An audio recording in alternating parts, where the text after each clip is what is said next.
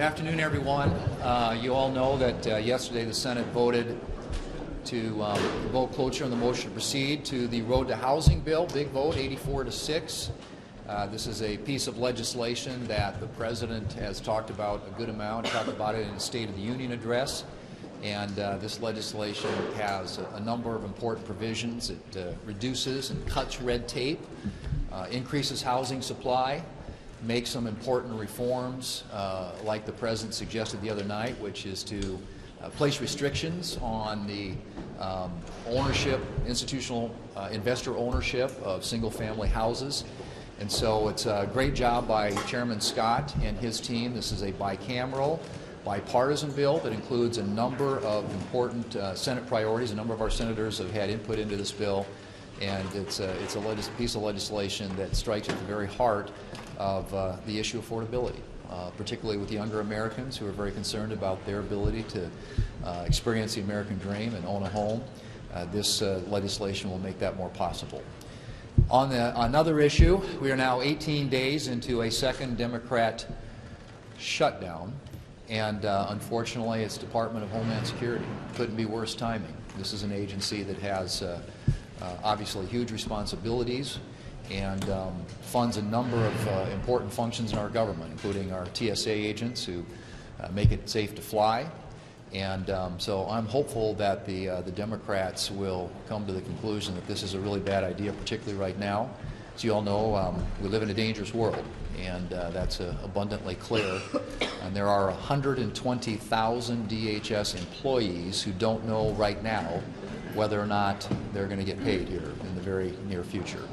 And so I would hope that the Democrats will work with us. There's been a tremendous amount of outreach on behalf of the administration. The White House has worked to try and come up with provisions in this legislation that would help attract Democrat support. The Democrats at some point have to take yes for an answer.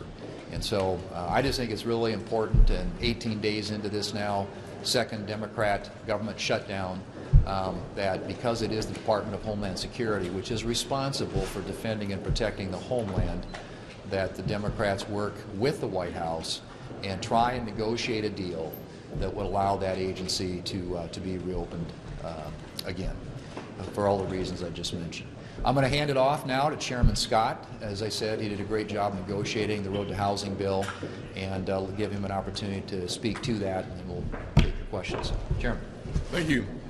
Promises made, promises kept. President Trump made a very important campaign promise on the campaign trail, and we are delivering. Both the House and the Senate passing historic housing legislation. The 21st Century Road to Housing Act really does meet the need. It focuses on local jurisdictions, number one. It removes red tape and unnecessary burdensome processes from the federal government, number two. And number three, it creates and will expand housing supply while focusing on affordability. So important. As a kid who grew up in poverty, my mother became a first-time home buyer at the age of 38. Today in America, that age is 40. How do we bring those prices down? How do we make it easier for your average person to experience their version of the American dream through home ownership? I think it starts by making sure that Washington understands solutions start at home. And so what you'll find in this legislation is we start in local jurisdictions. We start by making sure that both the House, the Senate, Republicans and Democrats do not see this issue as red versus blue, House versus Senate. We see this as taking care of Americans who desperately want to experience the American dream. We made that possible through legislation that passed the House 399-1, passed through the Senate unanimously. Now we find ourselves taking 20 to 21 provisions out of the House bill, out of 25, and 36 out of our 40, creating in harmony legislation that moves housing forward for the average American. And it's really good news. Do you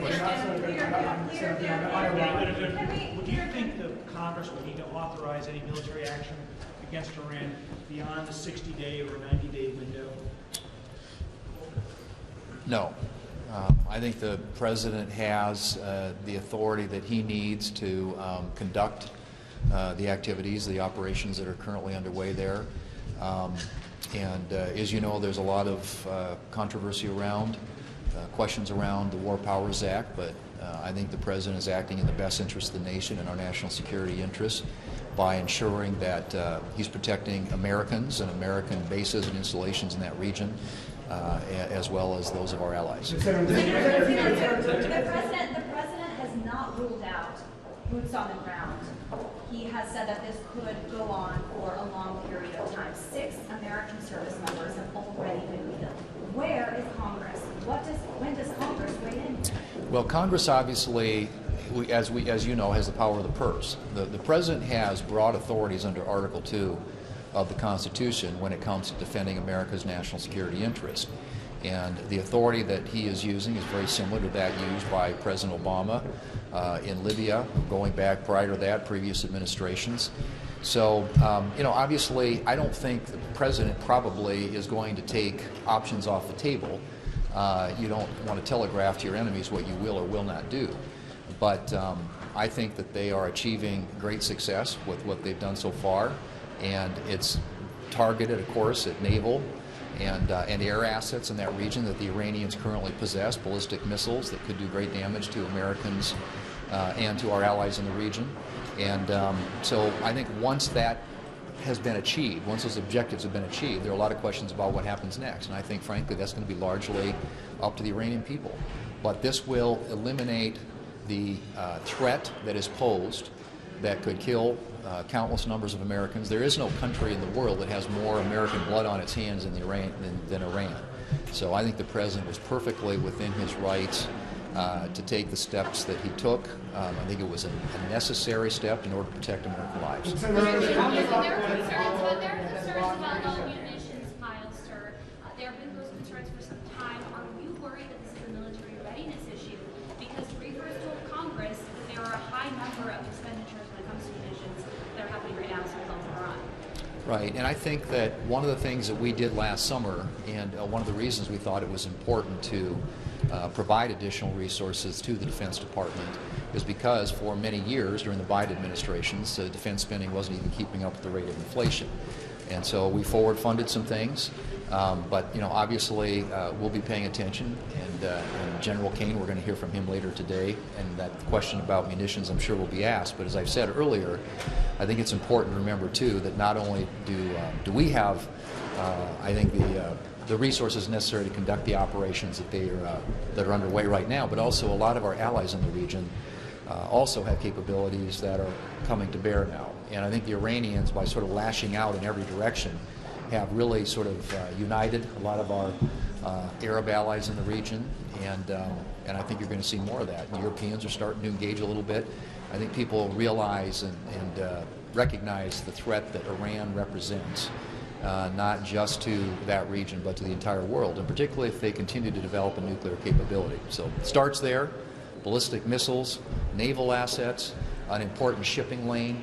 There are lots of objectives that I think are going to be met, and hopefully will be met in a time frame that doesn't require some of the things that you are suggesting or asking questions about. Senator, the Democrats call it unconstitutional that Congress was not briefed beforehand. Why, in your opinion, was that okay that they went ahead without informing you beforehand? And do you buy the argument that Trump is now using, that it was a preemptive strike?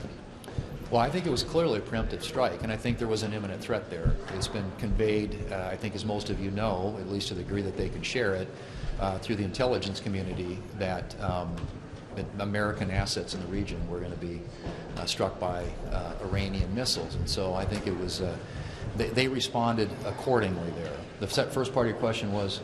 That Congress wasn't briefed beforehand. Right, yeah. Well, and saying this is unconstitutional. I mean, the idea that the administration in any operation is going to tell 535 members of Congress who never leak about anything what exactly they're going to do. But they did inform us. They met with us last week. The Gang of Eight heard what was being contemplated. I was called, notified the day that the actual operations got underway. And we had a meeting again yesterday where they updated on progress so far. And we're going to have another meeting this afternoon at 3:30 with the entire Senate, both Democrats and Republicans. Well, they're going to lay out and answer questions about the ongoing operation. So I think that there have been I mean, I think the administration, frankly, has very much kept us in the loop, at least as far as I'm concerned. And I'm not just saying that's not just me. That's Democrats and Republicans, House and Senate.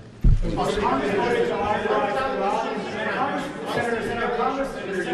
voted to authorize the evacuation in Afghanistan. Why not authorize this? They've been told to evacuate. They've also been told that the U.S. government cannot help them to evacuate. Did the State Department and the Trump administration kind of bungle the response in terms of telling Americans whether or not to evacuate, and now it's too late? I think that you will see a ramped up, intensified effort to ensure that Americans are being evacuated from the region, and I suspect that's going to involve a good amount of investment and air assets to get people out of there. But, you know, obviously there are implications. This has turned out, as we kind of suspected it might be, that the Iranians, when they retaliated, it would be a very far-reaching response. But the fact that the Ayatollah is out of there and a good amount of his leadership team makes this world and our country safer. And I don't think there's any question about that. And I think getting rid of the capability that the Iranians have, both in terms of short-term and medium-term, or medium range, I should say, short-range and medium-range ballistic missiles, making sure that they can never threaten the world with a nuclear weapon. These are really, really worthwhile objectives and things that I think have been a part of our national security, obviously, objectives and strategy for a long time. This was an opportunity to act on it, and had we not acted on it, I think the loss of life would be a lot greater. But we mourn any loss of life, and the families of those whose lives have been lost, we are, all of us, I think, incredibly mournful with them, and we'll continue to pray for them and their families. Secretary